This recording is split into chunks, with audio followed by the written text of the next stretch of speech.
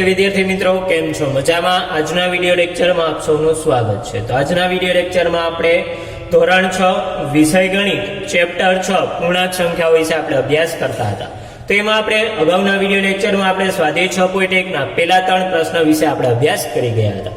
તો આજના વિડિયો લેક્ચરમાં આપણે સ્વાધ્યાય 6.1 ના ચોથા પ્રશ્નનો આપણે અભ્યાસ કરીશું। તો જોઈએ વિદ્યાર્થી મિત્રો સ્વાધ્યાય 6.1 નો ચોથો પ્રશ્ન। ધારો કે આકૃતિ એક ઊભી સંખ્યા રેખા છે કે અહીંયા દર્શાવેલી એક ઊભી સંખ્યા રેખા છે એટલે કે ધારો કે આકૃતિ એ શું છે? તો આકૃતિ એક ઊભી સંખ્યા રેખા છે જે પૂર્ણાંકો દર્શાવે છે કે જે શું દર્શાવે છે? તો +8 થી -10 સુધીના શું કરે છે? પૂર્ણાંકો દર્શાવે છે। તેનું નિરીક્ષણ કરો અને નીચેના મુદ્દાઓ શોધો કે આનું આપણે શું કરવાનું છે? નિરીક્ષણ કરવાનું છે અને નીચે આપેલા જે પ્રશ્નો છે એ પ્રશ્નોનો આપણે જવાબ આપવાના છે। तो पहलू अहीं आपने आपेलू है कि जो बिंदु डी पूर्णांक +8 है कि अहीं डी है शू है? +8 पूर्णांक है तो पछी -8 वाळुं बिंदु कयुं छे? तो अहीं जोई शको छो कि -8 वाळुं बिंदु कयुं छे? तो -8 वाळुं बिंदु F छे कि अहीं आपणे जवाबमां लखी शकीए कि बिंदु F ए -8 ने संगत बिंदु छे कि अहीं आपणे एनो जवाब लखीए बिंदु F ए बिंदु F ए -8 ने संगत बिंदु है। बिंदु F ए शू है? तो बिंदु F ए -8 ने संगत बिंदु है कि अहीं आपने पूछेलुं हतुं कि -8 वाळुं बिंदु कयुं छे? तो -8 वाळुं बिंदु कयुं छे? F એટલે કે F ए -8 ने संगत बिंदु है। ત્યારબાદ બીજું આપણને આપેલું છે કે બિંદુ G ઋણ પૂર્ણાંક છે કે ધન પૂર્ણાંક કે બિંદુ G છે એ ધન પૂર્ણાંક છે કે ઋણ પૂર્ણાંક છે? તો અહીંયા તમે જોઈ શકો છો કે બિંદુ G કેવું છે? ઋણ પૂર્ણાંક છે કારણ કે એ ઋણ પૂર્ણાંક -6 છે, -6 ને સંગત બિંદુ છે એટલા માટે G એ કેવું છે? ઋણ પૂર્ણાંક છે એટલે કે આપણે લખી શકીએ કે બિંદુ G ને સંગત ઋણ પૂર્ણાંક છે કે બિંદુ G છે એ બિંદુ G ને સંગત શું છે? તો બિંદુ G ને સંગત ઋણ પૂર્ણાંક છે એટલે કે અહીંયા જવાબમાં આપણે લખીએ બિંદુ G ને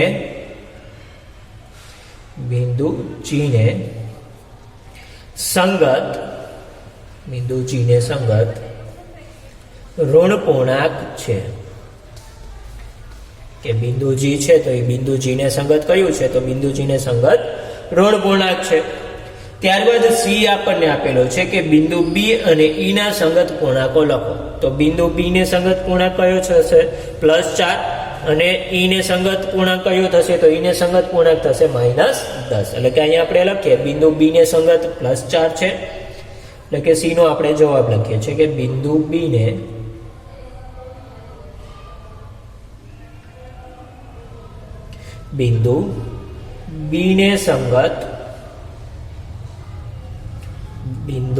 संगत +4 અને बिंदु E ने संगत तो बिंदु E ने संगत केटला छे? -10 छे એટલે કે અહીંયા આપણે બિંદુ B ને સંગત કેટલા છે અને બિંદુ E ને સંગત કેટલા છે તે આપણે કહેવાનું। તો બિંદુ B ને સંગત +4 છે અને બિંદુ E ને સંગત -10 છે। ત્યારબાદ આપણને D આપેલું છે કે આ સંખ્યા રેખા ઉપર નિર્દેશ કરો કે કયા બિંદુની કિંમત સૌથી ઓછી છે। तो कया बिंदु की कीमत सौथी ओછી છે? तो ई बिंदु की कीमत है सौथी ओછી है कारण के संख्या रेखा पर ई ने संगत बिंदु कयुं छे? -10 અને -10 ની કિંમત છે સૌથી ઓછી છે એટલે કે આપેલી આકૃતિમાં બિંદુ E છે એનું કિંમત સૌથી ઓછી છે એટલે કે અહીંયા આપણે લખીએ બધા બિંદુમાંથી બિંદુ E ને સંગત સૌથી ઓછી કિંમત છે એટલે કે અહીંયા આપણે જવાબમાં લખીએ છીએ કે બધા બિંદુઓમાંથી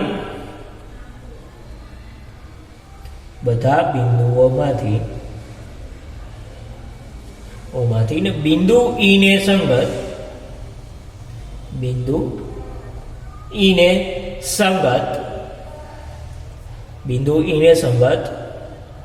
सौथी ओછી किंमत है।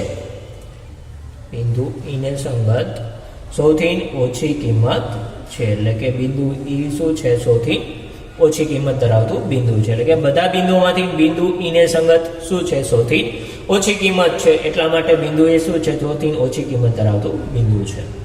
ત્યારબાદ આપણને આપેલું છે E તમામ બિંદુને મૂલ્યના ઘટતા ક્રમમાં ગોઠવો કે તમામ બિંદુઓ છે એ તમામ બિંદુઓને શું કરવાના છે, આપણે એનું મૂલ્ય છે એ મૂલ્ય ઘટતા ક્રમમાં હોય એ રીતે ગોઠવવાના છે. તો અહીંયા આપણે લખીએ મૂલ્યને અનુલક્ષીને બિંદુઓને ઘટતા ક્રમમાં લખીએ કે મૂલ્યને અનુલક્ષીને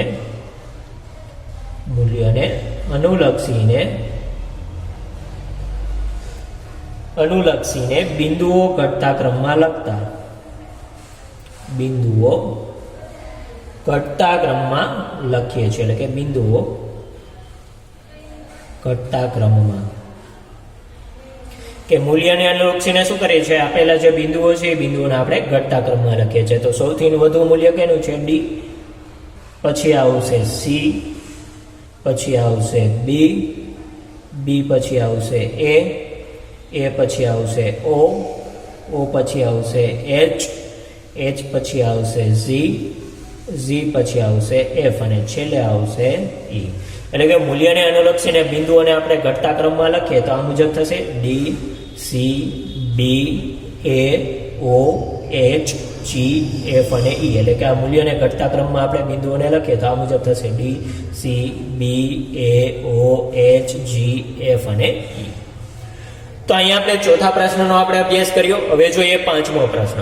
તો પાંચમો પ્રશ્ન અહીંયા આપણને આપેલો છે કે વર્ષના એક ખાસ દિવસે ભારતના 5 સ્થળોના તાપમાનની યાદી નીચે પ્રમાણે છે. કે વર્ષનો કોઈ એક ખાસ દિવસ છે, એ ખાસ દિવસે ભારતના જે 5 સ્થળો છે એ 5 સ્થળોના તાપમાનની યાદી અહીંયા આપણને આપેલી છે.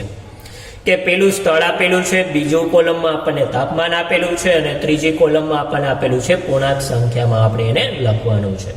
તો પેલું સ્થળ આપણને આપેલું છે સિયાચીન, બીજું સિમલા, ત્રીજું અમદાવાદ, ચોથું દિલ્હી અને પાંચમું સ્થળ આપણને આપેલું છે શ્રીનગર. અને એના તાપમાન આપણને અહીંયા આ મુજબ આપેલો છે કે સિયાચીનનું તાપમાન છે 0 ડિગ્રી સેલ્સિયસથી 10 ડિગ્રી સેલ્સિયસ નીચે છે. સિમલાનું 0 ડિગ્રી સેલ્સિયસથી 2 ડિગ્રી સેલ્સિયસ નીચું છે. અમદાવાદનું 0 ડિગ્રી સેલ્સિયસથી 30 ડિગ્રી સેલ્સિયસ ઊંચું છે. દિલ્હીનું 0 ડિગ્રી સેલ્સિયસથી 20 ડિગ્રી સેલ્સિયસ ઊંચું છે. અને શ્રીનગરનું 0 ડિગ્રી સેલ્સિયસથી 5 ડિગ્રી સેલ્સિયસ નીચું આપેલું છે. તો આ કોષ્ટકનો આપણે અભ્યાસ કરી અને આપણે નીચે જે પ્રશ્નો આપેલા છે એ પ્રશ્નોના આપણે જવાબ આપવાના છે. તો પહેલો પ્રશ્ન અહીંયા આપણને આપેલો છે કે આ સ્થળોના તાપમાનને ખાલી સ્તંભમાં પૂર્ણાંકોના સ્વરૂપમાં લખો. કે આ જે સ્થળોના તાપમાન છે એ તાપમાનને શું કરવાનું છે કે આ જે ખાલી સ્તંભ આપેલો છે એ ખાલી સ્તંભમાં પૂર્ણાંકોના સ્વરૂપમાં આપણે લખવાના છે. તો અહીંયા આપણને સિયાચીનનું પહેલું તાપમાન આપેલું છે 0 ડિગ્રી સેલ્સિયસથી 10 ડિગ્રી સેલ્સિયસ નીચું આપેલું છે એટલે શેમાં આવશે, માઇનસમાં આવશે. એટલે જવાબ શું આવશે, એને આપણે પૂર્ણાંક સંખ્યામાં લખીએ તો આવશે -10 ડિગ્રી સેલ્સિયસ. કારણ કે 0 થી નીચે 10 ડિગ્રી સેલ્સિયસ, એટલે કે 0 થી નીચે જઈએ તો શું આવશે, ઋણ પૂર્ણાંક. તો 0 થી નીચે આપણે કેટલા જવાના છે, 10, એટલે આવશે -10 ડિગ્રી સેલ્સિયસ. ત્યારબાદ સિમલાનું તાપમાન આપણને આપેલું છે 0 ડિગ્રી સેલ્સિયસથી 2 ડિગ્રી સેલ્સિયસ નીચું. તો 0 થી નીચે 2 ડિગ્રી સેલ્સિયસ આપણે નીચે જશું એટલે આવશે -2 ડિગ્રી સેલ્સિયસ. એટલે જવાબ શું આવશે, -2 ડિગ્રી સેલ્સિયસ. ત્યારબાદ ત્રીજું આપણને અમદાવાદનું તાપમાન આપેલું છે 0 ડિગ્રી સેલ્સિયસથી 30 ડિગ્રી સેલ્સિયસ ઊંચું. એટલે કે 0 થી ઉપર 30 ડિગ્રી સેલ્સિયસ છે એટલે કે આવશે +30 ડિગ્રી સેલ્સિયસ. એટલે કે જવાબ આવશે +30 ડિગ્રી સેલ્સિયસ. ત્યારબાદ દિલ્હીનું આપણે તાપમાન લઈએ તો એ 0 થી ઉપર 20 ડિગ્રી સેલ્સિયસ ઊંચું છે. એટલે કે 0 થી 20 ડિગ્રી સેલ્સિયસ ઊંચું છે. એટલે કે 0 થી 20 ડિગ્રી સેલ્સિયસ ઊંચું એટલે કે વધુ છે. એટલે આવશે +20 ડિગ્રી સેલ્સિયસ. ત્યારબાદ આપણને શ્રીનગરનું તાપમાન આપેલું છે 0 ડિગ્રી સેલ્સિયસથી 5 ડિગ્રી સેલ્સિયસ નીચું. 5 ડિગ્રી સેલ્સિયસ નીચે આપેલું છે એટલે કે 0 ની નીચે શું આવશે, ઋણ પૂર્ણાંક. હવે 5 ડિગ્રી સેલ્સિયસ છે એટલે આવશે -5 ડિગ્રી સેલ્સિયસ.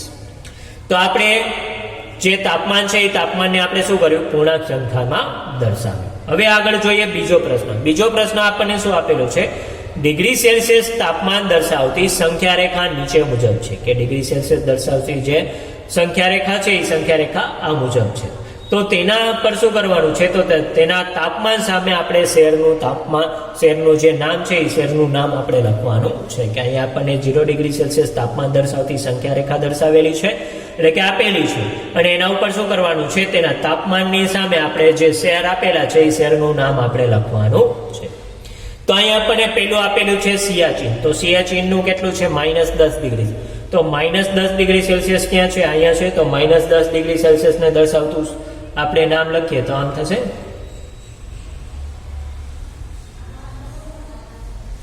આપણે -10 ડિગ્રી સેલ્સિયસને દર્શાવતું નામ લખીએ છીએ કે -10 ડિગ્રી સેલ્સિયસ દર્શાવતું શહેર સ્થળ અથવા તો શહેર કયું છે? તો આવશે સિયાચીન.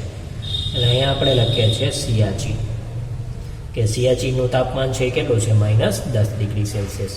ત્યારબાદ આપણને બીજું આપેલું છે શ્રીનગર, કે જેનું શ્રીનગરનું તાપમાન કેટલું છે? -5 ડિગ્રી સેલ્સિયસ. તો -5 ડિગ્રી સેલ્સિયસ ક્યાં છે? આ છે. તો -5 ડિગ્રી સેલ્સિયસને દર્શાવતું શહેરનું આપણે નામ લખીએ તો આ મુજબ થશે કે -5 ડિગ્રી સેલ્સિયસ દર્શાવતું શહેરનું નામ છે શ્રીનગર. એટલે અહીંયા આવશે શ્રીનગર. ત્યારબાદ આપણે આગળ જોઈએ તો એનાથી નાનું મૂલ્ય કયું છે? તો એનાથી મોટું મૂલ્ય છે -2 ડિગ્રી સેલ્સિયસ. તો -2 ડિગ્રી સેલ્સિયસને દર્શાવતું શહેર કયું છે? તો -2 ડિગ્રી સેલ્સિયસને દર્શાવતું શહેર છે સિમલા. તો અહીંયા આપણે આ 0 પછી 1 અને આ 2 એટલે આ થશે. તો -2 ને દર્શાવતું શહેર કયું થશે? તો -2 ને દર્શાવતું શહેર થશે સિમલા, કે આ -2 ડિગ્રી સેલ્સિયસ દર્શાવતું શહેર છે સિમલા. ત્યારબાદ આગળ જોઈએ તો આગળ અહીંયા આપણને આપેલું છે અમદાવાદ, કે અમદાવાદનું તાપમાન કેટલું છે? 30 ડિગ્રી સેલ્સિયસ. તો અમદાવાદનું તાપમાન 30 ડિગ્રી સેલ્સિયસ છે. તો આમાં 30 ડિગ્રી સેલ્સિયસની સામે આપણે 30 ડિગ્રી સેલ્સિયસ દર્શાવતા શહેરનું આપણે નામ લખીએ તો નામ શું થશે? તો આવશે અમદાવાદ, કે અહીંયા 30 ડિગ્રી સેલ્સિયસ છે. તો 30 ડિગ્રી સેલ્સિયસને દર્શાવતું શહેરનું નામ છે અમદાવાદ. ત્યારબાદ આપણને અહીંયા આપેલું છે આગળ જોઈએ તો દિલ્હી, કે દિલ્હીનું તાપમાન કેટલું છે? તો દિલ્હીનું તાપમાન છે +20 ડિગ્રી સેલ્સિયસ. તો +20 ડિગ્રી સેલ્સિયસને દર્શાવતો શહેર કયું છે? તો આવશે દિલ્હી. તો આમાં 20 ડિગ્રી સેલ્સિયસ કયા છે? તો આ 20 ડિગ્રી સેલ્સિયસ છે. તો આ 20 ડિગ્રી સેલ્સિયસને દર્શાવતું શહેર છે દિલ્હી. એટલે અહીંયા આપણે લખીએ છીએ દિલ્હી, એટલે કે 20 ડિગ્રી સેલ્સિયસને દર્શાવતું શહેર થશે દિલ્હી. 30 ડિગ્રી સેલ્સિયસને દર્શાવતું શહેર થશે અમદાવાદ. -2 ડિગ્રી સેલ્સિયસને દર્શાવતું શહેર થશે સિમલા. -5 ડિગ્રી સેલ્સિયસ દર્શાવતું શહેર થશે શ્રીનગર. અને -10 ડિગ્રી સેલ્સિયસ દર્શાવતું શહેર થશે સિયાચીન. એટલે કે અહીંયા ડિગ્રી સેલ્સિયસ તાપમાન દર્શાવતી જે સંખ્યા રેખા આપેલી છે એની સામે આપણે તાપમાનની સામે શહેરનું નામ દર્શાવેલું છે.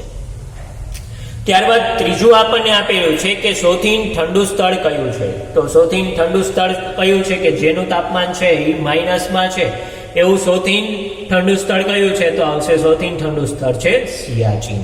એટલે કે અહીંયા આપણે જવાબમાં લખીએ કે સિયાચીન સૌથી વધુ ઠંડુ સ્થળ છે, કે અહીંયા આપણે સી નો જવાબ લખીએ છીએ કે સિયાચીન સૌથી વધુ ઠંડુ સ્થળ છે. સિયાચીન સૌથી વધુ ઠંડુ સ્થળ છે, કે સૌથી વધુ ઠંડુ સ્થળ કયું છે? તો સૌથી વધુ ઠંડુ સ્થળ સિયાચીન છે. ત્યારબાદ આપણને ચોથું આપેલું છે કે એવા સ્થળોના નામ લખો કે જેનું તાપમાન છે એ 10 ડિગ્રી સેલ્સિયસથી ઊંચું હોય. તો એવા સ્થળોના નામ આપણે લખવાના છે કે જેનું તાપમાન છે આ 10 ડિગ્રી સેલ્સિયસથી કેવું હોય? ઊંચું હોય. તો એવા બે સ્થળો થશે દિલ્હી અને અમદાવાદ, કે દિલ્હીનું તાપમાન છે એ 20 ડિગ્રી સેલ્સિયસ છે, જ્યારે અમદાવાદનું તાપમાન છે 30 ડિગ્રી સેલ્સિયસ. એટલે કે આપણે અહીંયા લખીએ જવાબમાં 10 ડિગ્રી સેલ્સિયસથી ઊંચું તાપમાન ધરાવતા